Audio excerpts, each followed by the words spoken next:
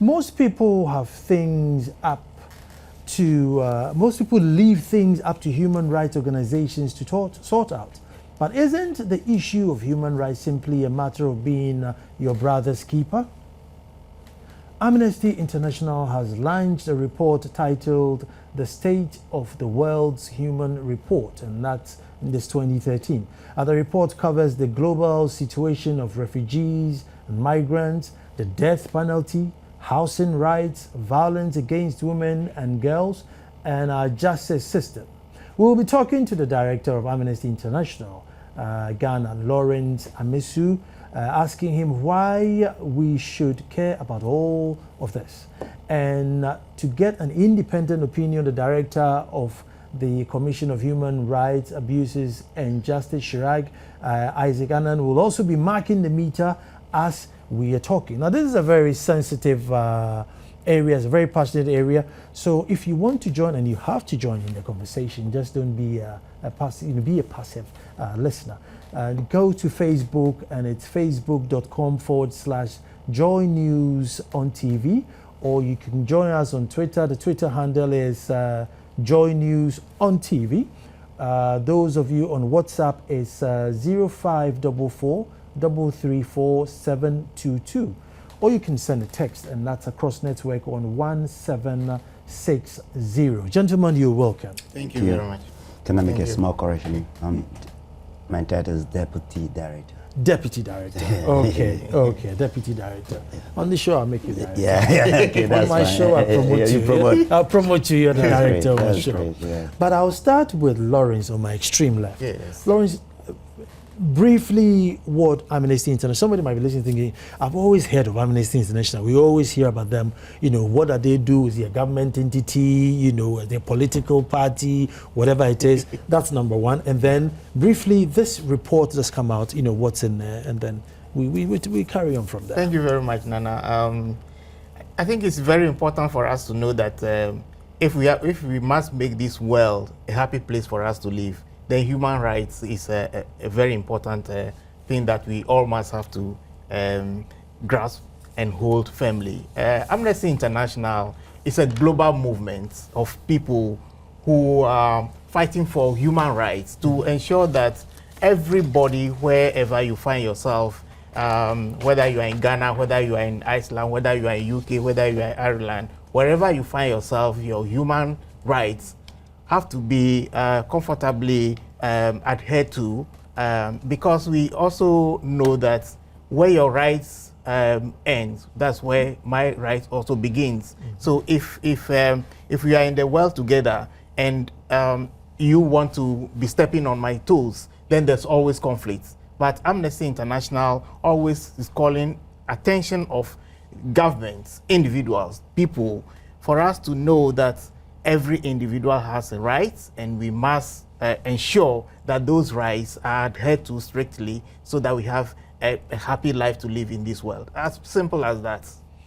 It's not too bad. And this, the 2013 report, what was this report about? Amnesty International, again, every year we look at the human rights situation all over the world. We want everybody to know what is happening as far as human rights is concerned, as far as peace is concerned. So we come out with what we call the world state of human rights. This year talks about situations which occurred in last year, that's 2012. This year particularly, the report captures the refugees and migrant situation. What Amnesty International is saying is that many governments, as of now, are focusing on their borders, are protecting their borders, instead of protecting human beings. Okay, so when people move from one place to the other, their rights are still rights. Their rights, they must be protected. But what we have noticed is that there are a whole lot of conflicts all over this world. For example, in Syria, we know that every day people are being killed and people are running away, people are leaving the country, people are displaced totally. In Mali, in our close door neighbors, we have this situation where some people have taken arms and started fighting with the governments. In Nigeria, we hear of Boko Haram, and people have to, in order to protect themselves, but they Kumasi, have to. Kumasi is not doing bad. They have to. Well, Kumasi, yeah. Kumasi is not doing too bad. Yeah, that is true. That is true. In there, you know, Yeah, in there. these are the reason why Amnesty International was looking at refugees and internally displaced people and migrants as an important issue which governments must look at critically. But the report does not end there. It looks at various other human rights issues like police brutalities in Africa. If you look at Zimbabwe, if you look at South Africa, it looks at xenophobia, phobic situations in South Africa. But back in Ghana, it look at various issues, including the death penalty, which is still hanging on our heads. We'll get to the death penalty. But let me, Isaac, I know you want to add to that. But my problem is this one-size-fits-all human rights. That's my problem. There are some people who are generally very calm, and there are some people who are generally very aggressive. So if you have one measure to say that this is the standard by which we're going to treat everybody, those who are aggressive could, overrule the law, and those who are passive could be suppressed. So maybe we should start looking at every country and, oh, these guys, they are very trigger happy. So they need a little bit stiffer laws. And there are some people who are not trigger happy, so they could relax the law so that that would be human right for everybody. I mean, I don't know. Thank you, Nana, and thanks for your intervention and to your cherished listeners. I want to state that unfortunately your position is not what the human rights, regime talks about. The human rights regime talks about universality of human rights. But there's nothing like human rights for a particular set of people as against another set of people. Is that not a mistake we are making? No, it's not a mistake. That's the universal standard. Let me give you an example. And I really don't want to, but look, if you look in the Arab world, sure, they will always have a dictator. The dictator will rule the country for 40, 50, 60 years. Oh, he's killing us, he's beating us, he's doing this. However, as soon as you remove the dictator and you put some democratic system and everything falls into shambles, and then the same people say, oh, bring us back our dictator. So I am not saying that their system is right or wrong, but in their nature, maybe they needed somebody who is a little bit firmer to keep them in check. And as soon as you give them the option that, okay, go and do what you want, write every newspaper you want, do every TV program you want, then they fall apart. Nana, I hope you are not espousing the theory of the benevolent dictator. I'm just trying to find out the perfect way for human rights. But every country has got its own unique, circumstances. Though we say that human rights is universal, it cuts across, irrespective of where one finds itself. But some of these things, you cannot force it on people. But there is the need for people to be aware of their rights. If people decide to live under certain autocratic or dictatorial regimes, that's why you can say that at the end of the day is the people's awareness of their circumstances. But depending upon what happens, at the end of the day, we are saying that there's a need for a human person to be free in order to be able to access public good. That is, infrastructure, education, health, and even participating in the processes. The example you are giving, they are real scenarios when it comes to such countries. They are realities. But what we are saying that if you don't take care and you want to intervene in such situations, the circumstances may not tell you what the real situation is. And if you don't take care, it will look like you are interfering in one's situation or personal or internal affairs. Though human rights says that when it's so blatant that a country is violating the rights of its own people, sometimes you go in what we have, countries come in to more or less try to protect their inhabitants. So the issue or the theory of sovereignty becomes a bit dormant when it comes to human rights. The example you are giving is quite problematic, especially when it comes to certain countries. True, when you go to certain countries, okay, we are having, if you take the experience of South Korea and the Asian tigers, they achieve growth and development through very autocratic political processes. Is that the model? Don't we have this notion that, oh, we know what is best for you? Aren't we, you know, oh, we know what is best for you. This is not good for you. You should have the ability to read every newspaper. I mean, look at China. Like, take China. Very. 2 billion people. And you tell them, everybody can go and write the Daily Guide, the News Times, and this. Everybody can set up a TV station, set up a radio station. I mean, how are you going to rule 2 billion people who have the free will to do everything and say everything? You need to keep them in check. That's why there are checks and balances. Yes. That's why there are institutions put in place. That's why we talk about rule of law, governance systems put in place, so that every arm of government or every institution which have been set up by the people themselves will check some of these excesses. There's no perfect system anywhere, you know, right? But when we put systems in place, we have to make sure that the systems work. And when the system works, it's now left to the people to demand accountability Lawrence, from those who you see, my point is, as much as I really agree with Isaac, Yes. I'm saying that the system that works for Ghana Yes. is not the same system that will work for Nigeria, because maybe they are more butch, they are more bolder and braver. Maybe the Ghanaian is more placid and timid. So if you use the Ghanaian as a benchmark and then lift that system, because it worked in Ghana or worked in UK or Switzerland, and take it to Nigeria, it probably failed completely. Yeah, I agree with you. However, we cannot say that we should leave this situation to one individual to decide what is good for a group of people. We live in a global world. We live when we depend on one another. So that is why United Nations will come together and then stipulate the certain standards that everybody should look at and say, okay, this is what the world is saying we should do together. And everybody. United Nations, when it started with the big boys, the Americans, the Switzerlands, the UKs, and all that. They had been through all their revolutions, all their tries, and they were now on the straight and narrow. And then formed laws applicable to them at that time. We are now going through our coup d'etats, whether chiefs will rule or won't rule. We are going through all these things. So if we lift their decision and bring it to Ghana that this is what United Nations is saying, abide by it, we might make a mistake. United Nations, we are all part of the United Nations. No, we cannot say that it belongs to the developed world. No. Nana, are you trying to, back to you again, propounding the theory that the values that we are now more or less embracing are foreign, especially when you talk about the concept of democracy, good governance?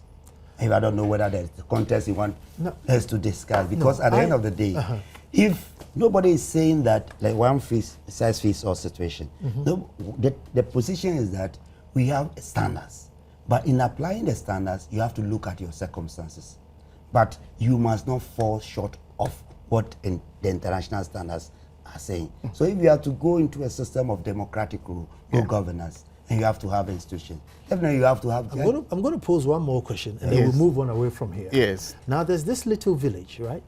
And the ladies will walk about 6-10 miles to go and fetch water. So this NGO was thinking, no way, we need to help them. We need to give you good potable water. And the ladies were happy. So the ladies wake up one morning and they plunk the borehole right in the middle of town. So after 2 weeks, they all start going back down there to fetch the water. And they found out that why? And they said, no, the only time we are able to socialize is walking to fetch the water. That is very true. But you and I are thinking that, no, the water should be in town. That is what is good for you. Then that's the same thing I'm saying. No. Look at when Salifu Amankwa was in Circle. Circle would never have been in this state if he was there.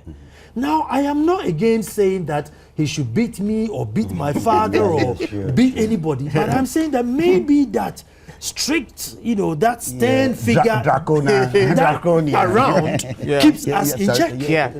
In fact, the analogy you have given is very true. And it is very true to say so, because there is no way that you can just decide and then plan what you think is good for you on somebody. That's why everybody has to come onto the table to discuss. Perhaps what you have said was because the people's voice were not heard. That was why it happened so. But at this time, what we're saying is that we all belong to the world, and we have to contribute. We have to list some of the things that we think should be good for all of us. And then we come to the table and say, okay, these are the standards that we think will guide all of us. Okay. But if we leave it for maybe I want to be a bit individuals. mischievous. Nana, do you want to live under military rule or dictatorship? That's a difficult question. No, we've moved Okay, on. guys, we got a new host now. We got a new host now. Okay, guys, let's move to the death penalty, because I know being human rights, it must be at the center of, don't shoot the criminal, I don't know whether we propose life sentence or whatever it is, but don't shoot them. But this is how I see it. A relative of mine or somebody related to me goes out. Some bad guy shoots him in broad daylight. It's not technical, it's open. We saw him, rob him and shoot him. He's been to court, he's been tried. And the judge says, yeah, go and hang him. He's not getting hanged. He's in there for 20 years. I come in here every day, slave in the morning, slave in the afternoon, slave in the evening. The government take my taxes, take some to their own prisons or wherever he is to feed him. They could have bought a bullet for $2, saved us all the trouble. I mean, wouldn't that solve our problem? Yes, Nana, it's not as simple as it. I mean, it looks a bit reasonable, your argument, but you see, human rights says that life is precious. So is the guy who was shot. Truly. Yes. But the same process or system that we've adopted says that let's go through a process. You say you saw the person, there will be circumstances under which the person can say that this was what caused me to do this. And what we are saying that all over, I'm sure Lawrence will say, because that is area, the death penalty has not proved to be a deterrent. And in some cases, I mean, miscarriage of justice occurs. This clear case of blatant, abuse, seeing the person directly involved, but we have chosen the process of going through, or the path of going through due process as part of the values and systems that have to be adopted in arriving at good governance and rule of law. So we have to, this is the problem, we have to go through that. But at the end of the day, whether the death penalty or capital punishment has been able to resolve the problem or being a deterrent to, the people who, perpetrated, is an issue that is... Yeah. Lawrence, before you answer, yes. Your only daughter, you just have one daughter. Imagine, you and your wife tried, and then God bless you with one daughter. She's gone to school. She's just got 1 week to come out of medical school. And then some bad guy just, bang. Yes. Takes a mobile phone. It doesn't steal anything, just a mobile phone that you bought for your daughter, just because of that, and runs away. And he's been caught. Don't you just want him over and done? You have said it all. It is very difficult situation. If you the kind of analogy you are giving now, it's a very difficult situation, and there is nothing that can be done to compensate me for a loss of my daughter. Even if you kill that person 2 times, there's no way you can compensate me. Closure. There is no.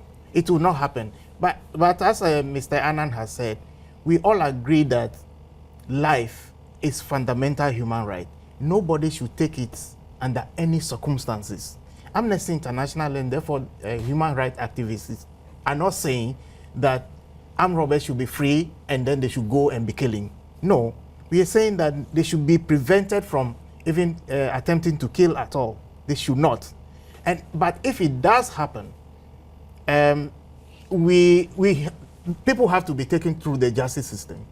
But most often what we also realize is that once you have killed, you've killed a person. And when later on you realize that that person is not the right person who killed, how do you bring that person back to life? But you see, even though I never wish that upon anybody, you find that is like a really, really minute. And even though one life is one life too much, that becomes minute of all these circumstances. But my problem is, then when these bad guys set out at night to go and do their business, they know that whatever happens, as soon as the police come, surrender, because they're going to say no. Do you know, armed robbers, when they're going to rob, they don't even think of the constitution whether we have any death penalty clause in it at all. The only thing they pray for is that when I go to steal, nobody will see me. Get plenty for booty. That's all. They don't even know whether there's something called death penalty at all. They don't. They don't think about that at all. I think another dimension of why we all advocate for more or less abolition of the death penalty is that those who are on the death row now in Sawan, I think for some time now, maybe Lawrence tell me, they've not been executed. So the state itself is de facto abolitionist. Yes. Because definitely taking human life is not as easy as we see it. So why do you leave these people to remain on the death row? They go through various forms of trauma. They don't know when. But that's good, isn't it? Yeah, but that's want why them we to say go through trauma. then why not just come out clearly? Either you commit them to life imprisonment or find any form. Like Lawrence is saying, nobody is advocating that if I lose my child, definitely, or you lose your child through any of these forms, we should clap for the person. No. But when we are saying that, the evidence abounds, both locally and internationally, that these people, most of the time, remain on death row, and death penalty has not proven to be a major deterrent for those who So perpetrate. let's just leave it in the books then. Yes. How about let's leave it in the books, or do you want it taken out of the books? It should be taken out of the book because Hey. let me give you an example. The Gambia, Yeah. for the past 30 years, for as far back as 1978, they were not executing, and we were praising the country that for 30 years no execution. But lo and behold, last year, President Yahya Jammeh authorized the killing of 9 people in his country, and this was done secretly. Why did he What change we're his mind? saying is that It is if we leave it on the statute. in the statute books, then it gives anybody who come in future the authority, legal backing, to decide that people can be executed. As of now, our president, the past presidents have not been authorizing the execution of people who When was, are the on last death row. when was the last time we used That it? was in 1990, I think in 1993. Okay. Yeah, so we're about 20 years years. now. 20 years now, we haven't killed. But we do not know who will come one day and say, oh yeah, this is in the constitution, let's apply it. That is why it is important that we need to take it from the books now. And the Constitution Review Commission. The constitution, well, See, you don't want to go. I don't know how to put this, but maybe suffer is not the word. But I mean, you know, you want somebody who's done something bad to pay for it. yeah. So if there's this chance that anytime you open a door, he's going to jump thinking, oh, is it my turn today? Yeah. Well, so be it. Stay in there and, you know, think twice next time you're going to do something I see bad. you were at the meeting today, the conference. This issue came up. As we are advocating, the suggestions too came up that what should be the next step if we abolish? Because definitely the person who has suffered that loss has to be one way or the other compensated. He also wants justice. Yes, sure, wants justice. So now that is where we in this movement should now come up with very, very, reasonable and very fair, penalty or sanctions against those who will be committed. So we are saying that it's not like anyone is supporting the perpetrators, but it's in the same vein, we must also help the state to come up with measurable, punishment or sanctions to deter people from involving this heinous act. Guys, it's getting interesting. We're going to go for a quick break, and when we come back, we will continue. But housing rights. I built my house on a waterway. I blocked the main street, and why shouldn't my house be broken down? But according to human rights, you know, I have the right to live in the house, and so my house should stay. Let's come back and hear what these boys tell me.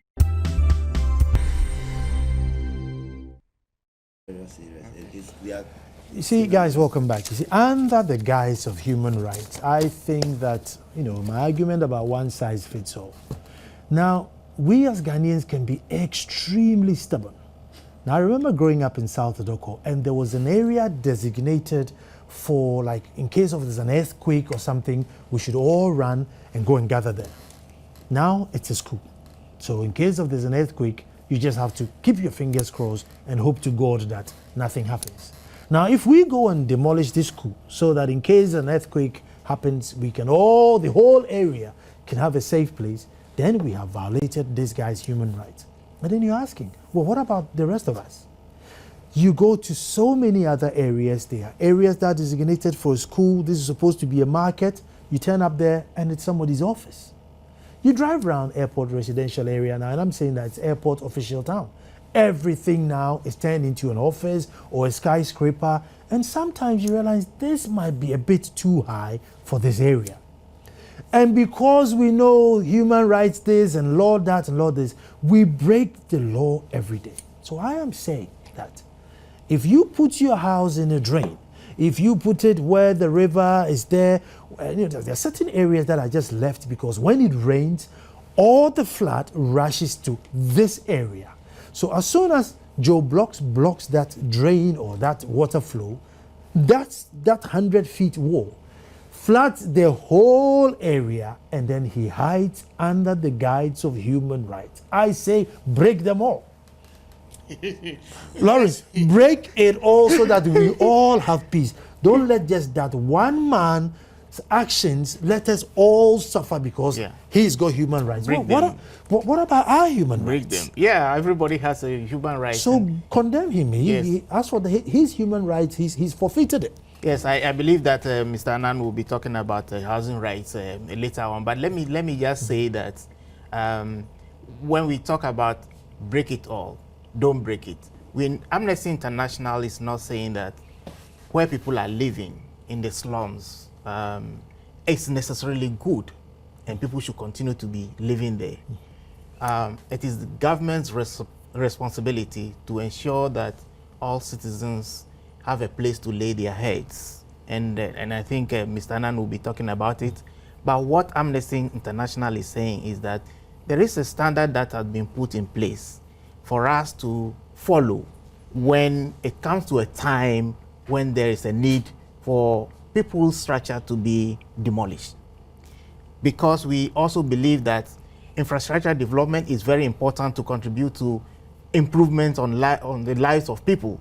So Amnesty International will say, well, government has decided that people who are living in Agbogbloshie should go. That is okay, but there are a lot of things that we need to go through. There need to be genuine consultation with the people, give them good information that this is what is going to happen, look at compensation, look at alternative place that people will have to go, so that you do not take one day and say go tomorrow, and then you use move bulldozers and crash people down. What we're saying is that when you do that, you are abusing the rights of the people. You are pushing them back into abject poverty. So that's what Amnesty International and of course other human rights activists are saying, that do not necessarily just go and break things down. Go through the standards that is laid down and ensure that the people are aware that where they are, they should not be there.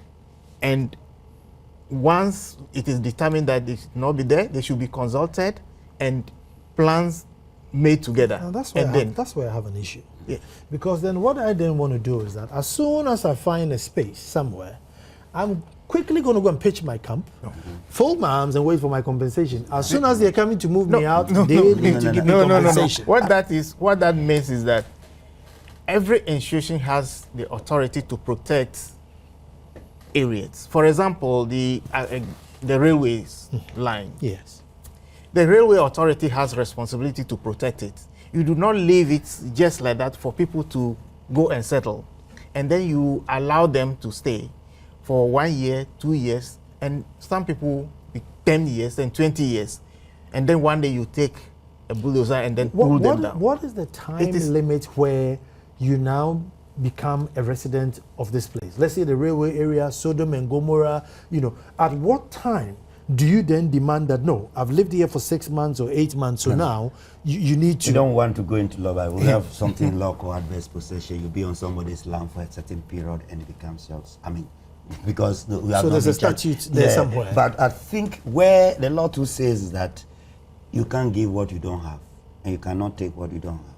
So in this context, what we are saying, that like Lawrence say, you settle on maybe railway land or AMA land, and most of these lands are acquired in the public interest for ourselves, so that we can get access to basic infrastructure, health services, school, what have you, markets and the rest. So maybe if money is not ready, like we saw the N1 situation, people have been compensated, the land has been acquired for that purpose. But the notion is that, oh, government hasn't got money, and government will not get money now, so let's go and put up a structure. But what Lawrence too went on to emphasize is that when a situation like this happens, there's a need for some consultation, let the people participate in the process, and let them also appreciate the need that they don't have to be where they are. What we are talking about is why do you even allow the people to be there for some time? But that also doesn't legalize their stay there. No. But what happens thereafter is that as human beings, it's not the best to just go in and just crash. And I don't think any reasonable person would do that. In the case of AIB that is citing, or some of the city authorities, there were consultations, there was notice. The issue is whether the notice and the consultation why was is enough. it that human rights is always on the side of the offender? No, and that's not not, the... that is not that. No, that Maybe is you are not getting true. it wrong. No, Maybe the no. way it has been more or less Number one, made to this guy look. shoots my daughter, and I'm not supposed to shoot him back. Yeah. Number two, he's built his house on my land, and I'm supposed to find a place for him to go and stay or compensate him. What about me? No, that's not what we Where are is my saying. human rights? The compensation aspect will arise when you have title to the land. But what he say that, why do I compensate you if I have not destroyed anything of yours? Or I have not more or less forcibly taken your property in the national interest or through any other legal process? But I think I understood Lawrence from this angle, that where even it's so obvious that the people don't have that right to be there, there's a very humane way of going about it. Being humane doesn't mean that you are more or less trying to compromise the position. Guys, let me change the goalpost a little bit, and then we'll come back to we'll come back to eviction. Yeah. I'm in my house. Yes. This bad guy comes in. How much can I defend myself? Because you tend to find out that, oh, he used maximum force, he used this, he used that. How much do I defend my property? No, the law says that you have the right to defend yourself when your property is more or less is being, If I have a gun, can I use it? No, yeah, you can, depending upon the circumstance. If you can plead self-defense as the because if, for instance, the person is overpowering you, it's now left to you to go and prove beyond reasonable doubt, this was the circumstances, this is the situation in which I find myself. So at the end of the day, the court will determine whether somebody brings a gun, aim at you, and you have to stand there. You also have to fight back. You defend It's yourself. about the proportionality of that Of the act force. of the force. That will be weighed by the. Now, this is my house. Even if you come there with a pen in the middle of the night, what do you want in my house? And now you're going to determine how I deal with you. No, but that's what we are all saying now. First and foremost, the law says what we call unlawful entry is also there. Whatever happens at the end of the day, we are saying we have chosen the path of due process, rule of law. Okay. So it's a very, very, very serious path that we have undertaken. So patience, what have you, go through process, tolerance is also one of the basic cardinal rules. I don't know whether you want us to go back to the issue of house. Yeah, we go back to houses. Yeah. Because, you see, what I'm saying is, I have a parcel of land, and I'm driving by, and I see a hat on it. I look at it, I don't mind, I just drive by. The next day you come, you see a second hat, third hat, fourth hat. So now there's 20 people on my land. But now I'm buying, I win the lottery. So now I want my land back. Yeah. No, we are not moving, compensate us. Yeah. I want compensation. No. I want rent for all the time that you stayed on my land. Yeah. That's my human rights. So let's look at the slum situation that was mentioned Sodom and earlier. Gomorrah. Sodom and Yeah. Gomorrah. So Yeah. it's a practical You see, right. any normal, in quotes, human being would like to live in a very habitable, Of course, of situation. course. Yes. I don't think anybody at all wants to live in In a situation- slum. A slum. No. But if you find yourself more or less, for example, I think I heard somebody talking somewhere that Accra is a big slum. I don't know what that is. So some of us where we live, apart from the airport residential areas, is Lagos. For all you know, by classification, some of us are living in slums in some parts of Accra. Maybe an upgraded version of Sodom and Gomorrah. Yeah. So where we are saying that in a human right, when we want to talk about securing human rights we say are universal, they are indivisible, they are interdependent. So you can't say you provide me with only my right to go and vote, to participate in political processes, my right to just make sure that my voice will be heard. The other leg of the human right says that the basic needs that I have to have as a human being, so that my dignity will be respected, is also important. Yeah. So where I'll live, that's housing, my access to Medicare, my right to education, which they say is the fundamental right. Because if you are educated, it opens the door for you to access other rights. So this is supposed to be one of the Yeah. basic So things. basically, what human rights activists and Amnesty International are doing is to just ensure that government play its role, because government has responsibility to protect and then to provide for its citizens and fulfill its responsibilities.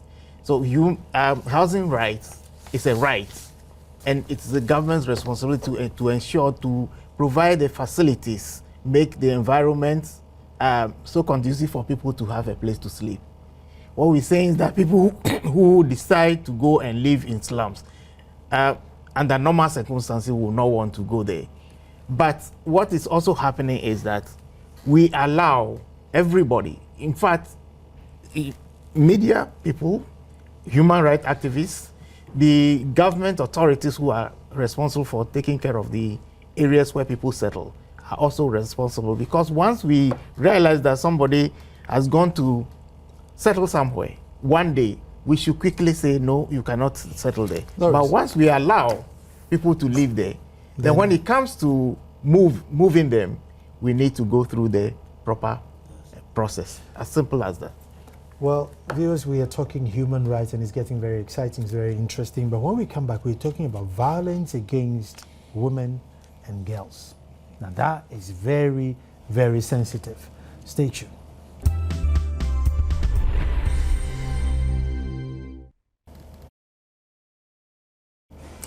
Welcome back.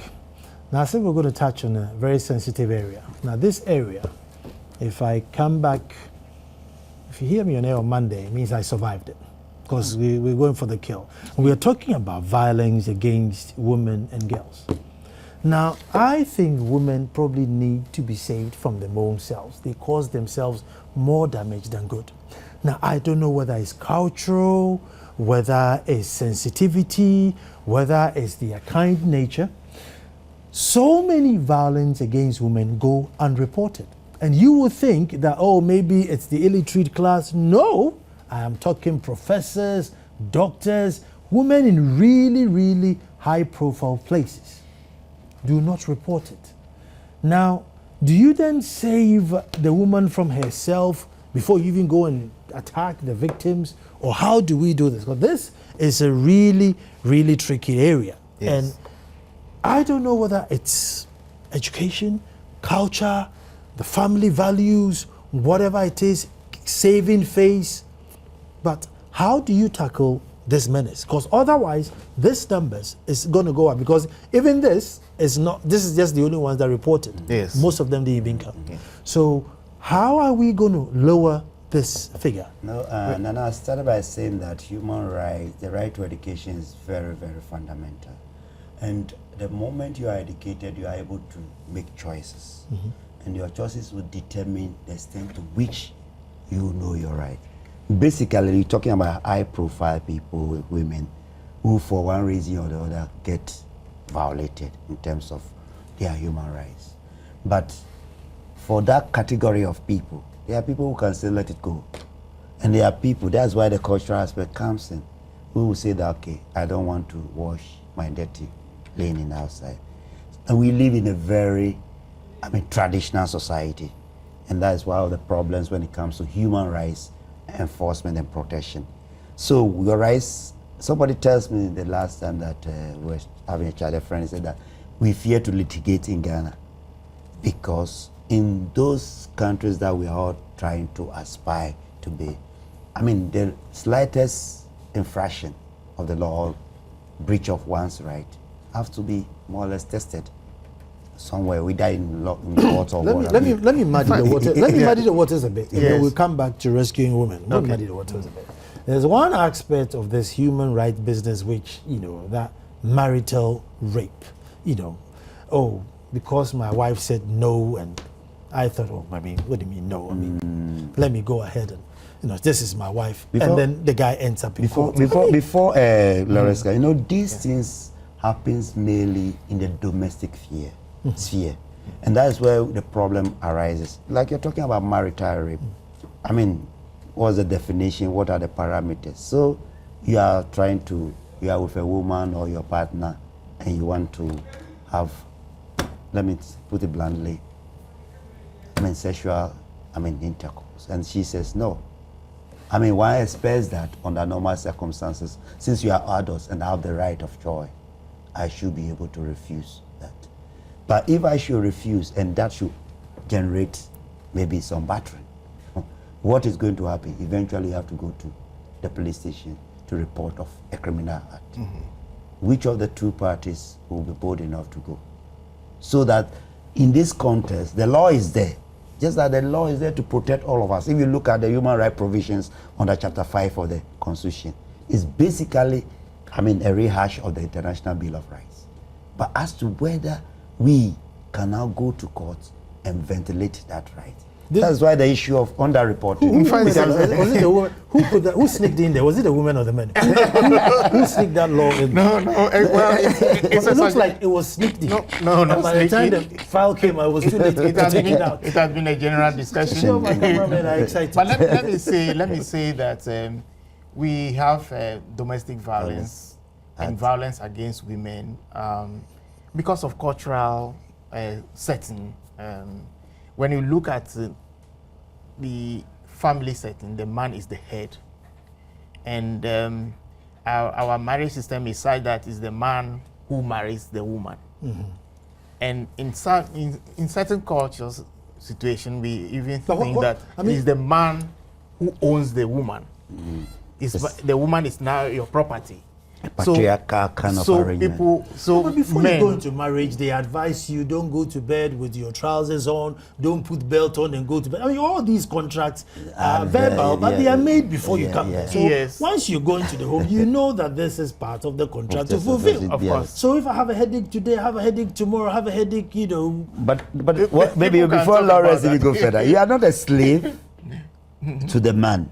Like saying, it's a contract. So it's expected that you are free to contract. You have the freedom to contract. And contract means that one party should not suffer at the expense of the other.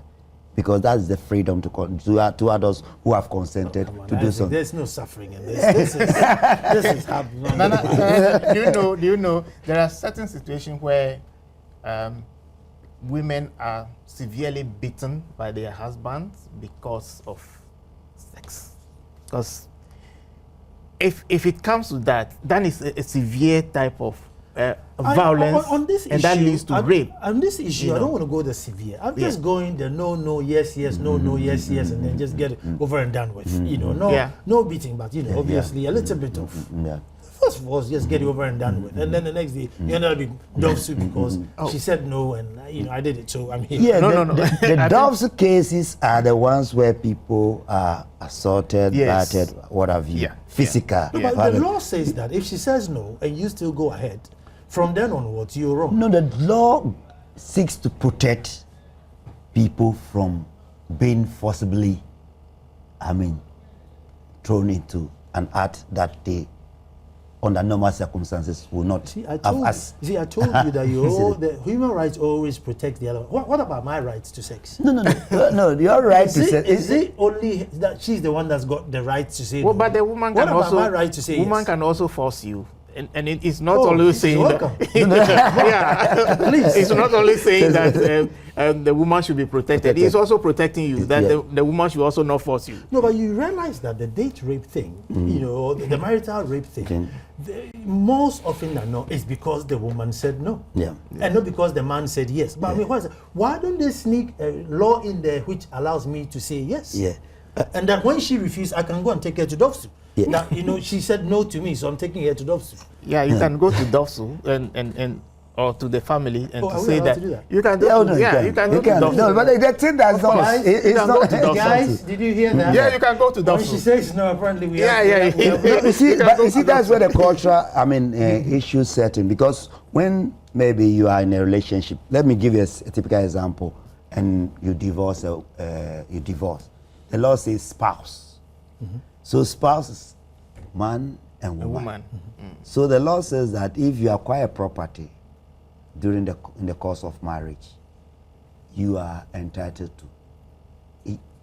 Either of the spouse is entitled to. So, but under normal circumstances, I'm here to see a man in Ghana who will go to court and say, I've divorced my wife. My wife is a bit more endowed than I am. Maybe she has built a house during the course of our marriage. I want part of the property. You are entitled to it. So then the cultural setting can. Yes, so comes no, in there, or- ordinarily, would a man be bold enough to say that I want to take portion of my wife's property on divorce? Oh yeah, I'm going to launch a crusade. Now we are. So, by a most, You you have are the entitled rights. to it. You have rights But, to also go to Dovsu. Yeah, If they yes. say no, complain. we are going to Dovsu. Yes, yeah. If we break up, we won't have the property. But on a more, Yeah. on a more serious though, these are some of the problems when it comes to enforcement of human rights. The cultural underpinnings. You see, we have a culture, whether you like it or not, where it's so patriarchal. The man becomes the head of the household. People want to take women or wives want to take instructions. I'm not saying everybody, but that has been the culture. Even if you do something as a man, you know the term, oh, this man is quadrunto or whatever it is. It means that you must assert yourself. That is the culture we have as a man. Okay. And but we are saying that this kind of arrangement more or less goes to more or less subdue the woman and take away the rights that she has. But as we move along as a country and we try to educate ourselves, get more informed about this thing, I'm sure those of us sitting around this table, based on our awareness and enlightenment, we may not do what, in most circumstances, we may not go the way others may go when it comes to treating women.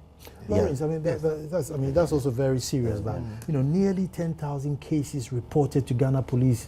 Dovsu, it's a lot. That's a lot. 10,000 that's genocide. That's a lot because it covers. It means it's very common. Yeah, 10,000. it covers issues like rape, defilement, assault, and all that. So how would they deal with these numbers? 10,000. How do you follow all these cases? And definitely for us to be able to deal with these situations, we need to even support the infrastructure of such institutions like STRIDE, like Dovsu, like Social Welfare, Department of Social Welfare, for them to be able to be dealing with these issues. But that is not all. It is important for us to do a lot of human rights education in communities and schools, for us to disabuse our mind that women are our property. In many parts of our world, this part of the world, when you go to communities, a man thinks that once I've married a woman, that woman has become my property and I can do anything with it. The child is my property. I can do anything that I like with that child. And that's what opens the door for this sort of violence that we keep seeing in our society, even up to now. It is important for us to focus on it and ensure that we take it. Would you say that this idea, or unfortunately that they are species of the weaker sex, or a woman gives birth, she's got babies, and say, well, if you misbehave, you can go with the baby, and you're vulnerable because you're thinking, where do I go? Because society has nowhere for me to I go, think so that I'm there's, locked. there's a protection for all this, because that's why human rights is there. Basically, human But rights where does is she to protect. go? There's no You mean safe home. shelter, okay, There's no okay. shelters. Well, there's yeah. no Yeah, money yeah. for the For the child. other- Yeah. Yeah. In fact, it's a complex issue. Yeah, sure. Apart from the culture, it is also whether the woman is has the capacity to take care of herself. Has she been to school? And- does he and have most income often, to take care no. of herself? Because sometimes when the man is even beating, you know that, oh, if I leave, where am I going to feed myself and my children? So you try to just comport yourself and live in the situation. So they becomes like single mothers. You see, that's where the other side of the coin, when we talk about 30 seconds. sustain, Yeah, thank you. okay, Thank you. sustain, democracy and making sure that we uphold human rights values. The state must try as much as possible to put in mechanisms, the necessary infrastructure, so that people who are so vulnerable, like you said, can be protected in terms of, securing their basic needs. Thank you very much. Jabs, I've been talking to Isaac Annan from SHRAG and then Loris Amisu from Amnesty International. It's been exciting. And believe you me, don't believe anything I was. I was trying to make the conversation interesting for all of you guys. If we all come and sit down and say, yeah, it's bad, it's bad, it's bad, it's going to be boring. I needed to ginger it up so that we can all get a good understanding of what the reality is out there. And believe you me, if you haven't been on the other side of wrong human rights, you don't know what we're talking about. It's very important that we respect each other and don't prejudge anybody. Tomorrow, we'll be back here to do it all over again. My name is Nanan Sakwao, and stay nice for watching. Thank you.